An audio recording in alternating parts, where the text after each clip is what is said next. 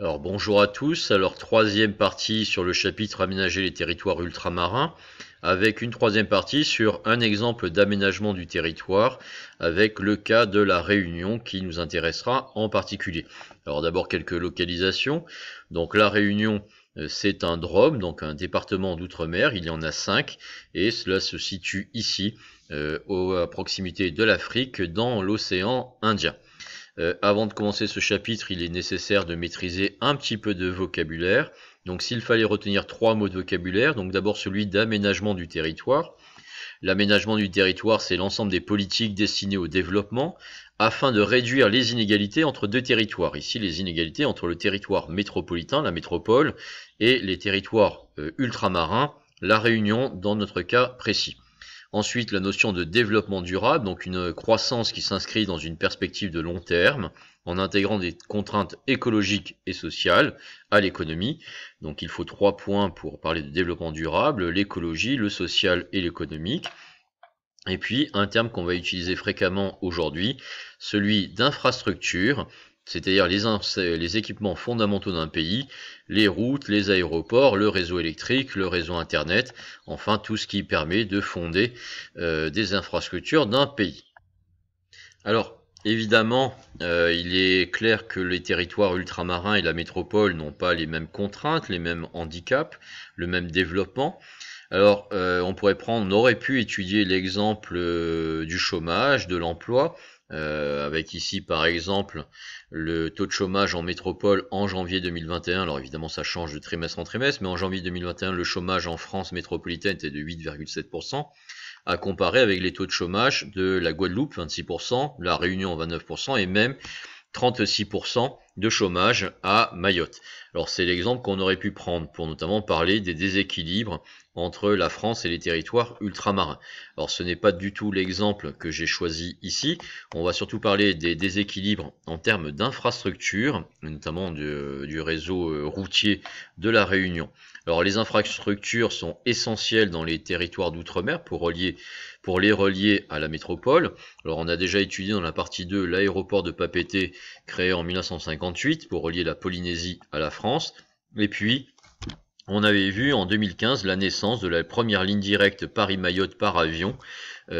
C'était donc il y a très peu de temps. Alors nous allons étudier la Réunion, le réseau routier à la Réunion, et voir en quoi ce réseau a des retards et a des déséquilibres par rapport à son développement en France métropolitaine. Alors au niveau des contraintes, elle est évidente, beaucoup d'îles du territoire ultramarin français sont en fait des îles volcaniques. Alors si on prend le cas de la Réunion, il s'agit en fait de 2 petits volcans. L'un s'appelle le Piton des Neiges, 3000 mètres d'altitude, et l'autre le Piton de la Fournaise, 2632 mètres. À titre de comparaison, je vous rappelle que le Mont Blanc c'est 4800 mètres, donc ce ne sont pas les plus grands volcans du monde, mais ceci étant dit, ça en fait un des points les plus élevés de l'océan Indien.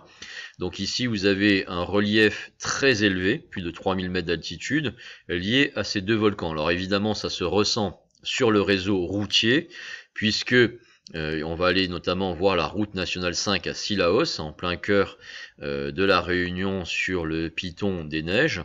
Eh bien, si vous avez le mal au cœur en voiture, n'allez surtout pas à la Réunion, puisqu'il est assez fréquent d'avoir ce genre de route très sinueuse. Donc ça, c'est évidemment une contrainte pour développer un réseau routier tout à fait acceptable et qui soit au même niveau que le réseau routier français.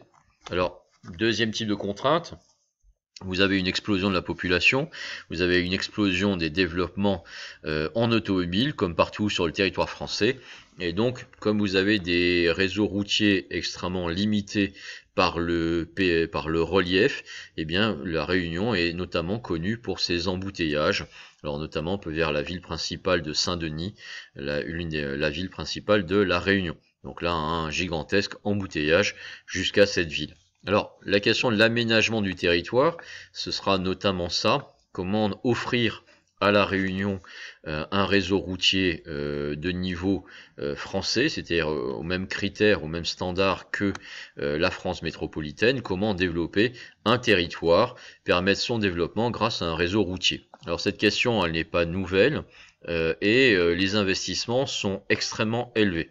Ils sont à la fois financés par la France, par la région, par l'Europe, à travers le FEDER. Donc une préoccupation ancienne, et l'un des aménagements les plus emblématiques est ce qu'on a appelé la route des Tamarins. La route des Tamarins, c'est ce trait rouge qui se trouve ici. Et pour cela, on n'a pas compté, on n'a pas lésiné sur les moyens pour faire fi du relief extrêmement élevé imposé par ces îles volcaniques. Et donc, on a construit une route de 33 km qui contient pas moins de 123 ouvrages d'art. Ce qu'on appelle un ouvrage d'art, ce sont les tunnels, les viaducs, les ponts.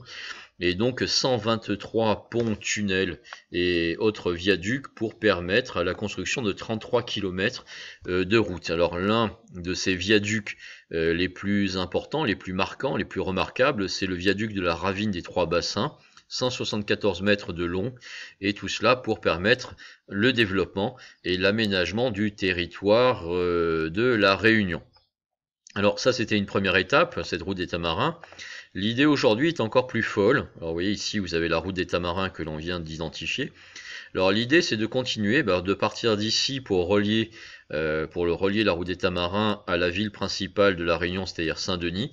Et donc il est prévu d'avoir un nouveau projet, un projet intitulé la Nouvelle Route du Littoral, ou NRL. C'est une petite route de 12 km entre Saint-Denis et La Possession, qui se trouve ici, donc 12 km de route qui sont un véritable défi. Alors le projet a débuté en 2011, et il a commencé pour la première partie, il s'est achevé pour la première partie en 2021, puisqu'il y a eu une inauguration en février 2021. Alors ça, c'est le projet de nouvelle route du littoral. Visuellement, c'est cela.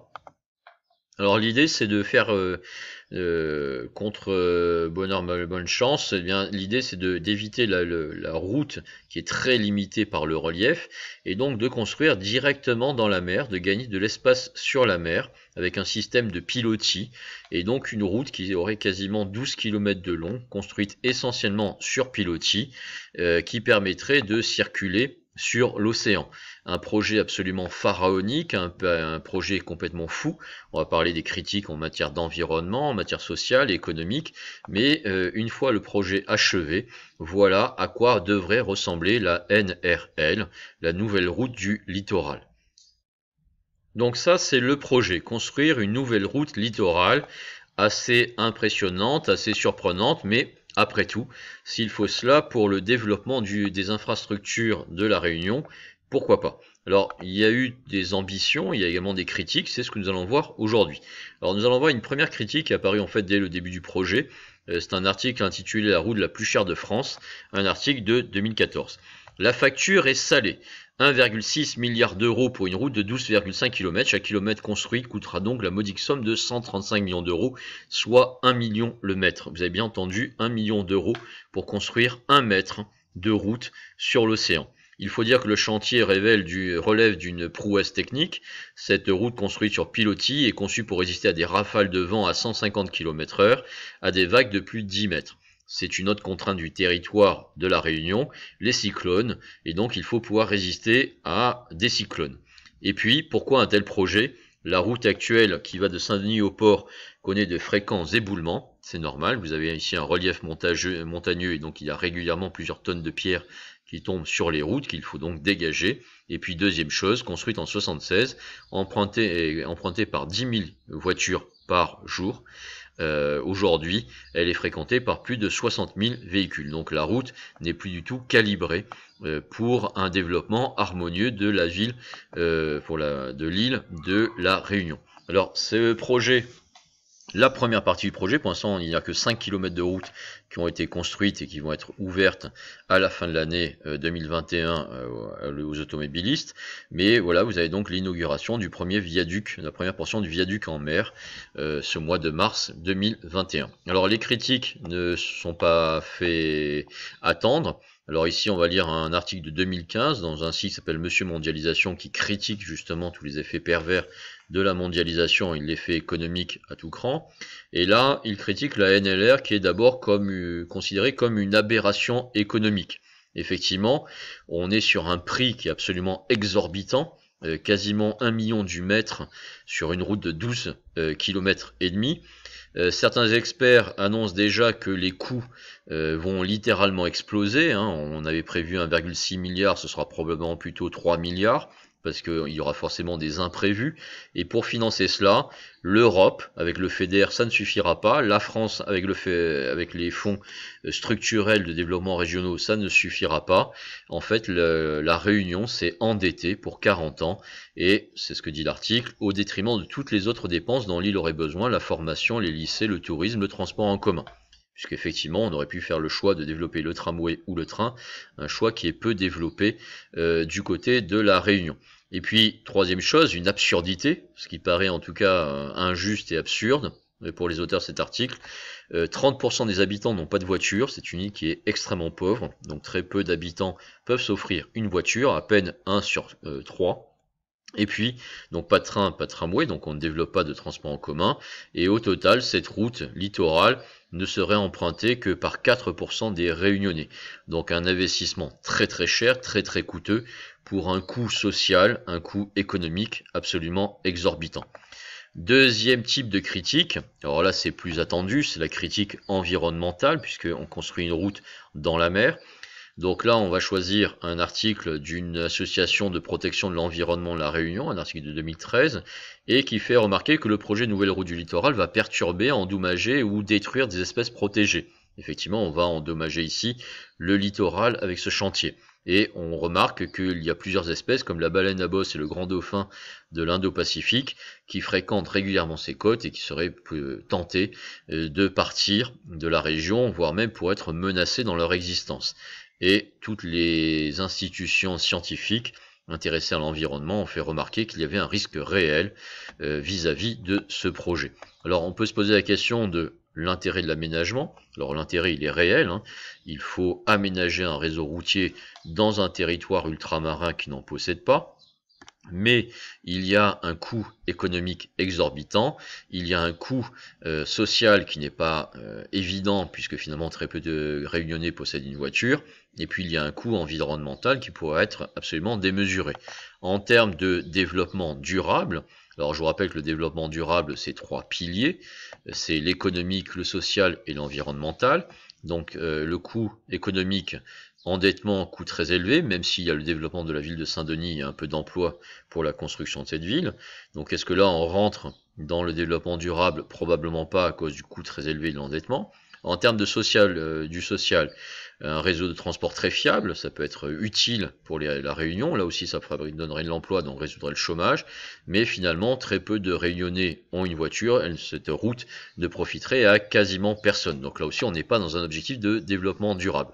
Et puis pour l'environnement, on n'y est absolument pas, destruction de la biodiversité, dégradation des paysages. Bon, certains trouveront ça beau, d'autres pas du tout. Mais en tout cas, le développement durable, c'est qu'il y a un bénéfice économique, social, environnemental. Sur les 3 points, on peut en douter. Alors, cette route a commencé à voir le jour. Hein, je vous l'ai dit, en mars 2021, 5 km sur 12 ont été inaugurés. Mais vous avez plein d'interrogations. La nouvelle route du littoral sera-t-elle terminée un jour? La question peut se poser. On aura la réponse normalement d'ici 2026. Alors, s'il y avait 3 idées à retenir sur ce chapitre, alors d'abord, un déséquilibre et des inégalités entre le territoire métropolitain et des territoires ultramarins. Pour résoudre ces contraintes que l'on rencontre dans les territoires ultramarins, il faut des projets d'aménagement du territoire très coûteux, qui sont financés par les acteurs locaux, la France, l'Europe, les départements. Et puis, un objectif de développement qui est durable, qui est très difficile à obtenir avec cette question de l'aménagement du territoire dans ces territoires ultramarins. Voilà, je vous remercie de m'avoir écouté. C'est terminé pour aujourd'hui. Ne cherchez pas les histoires, c'est moi qui vous en trouve. Au revoir.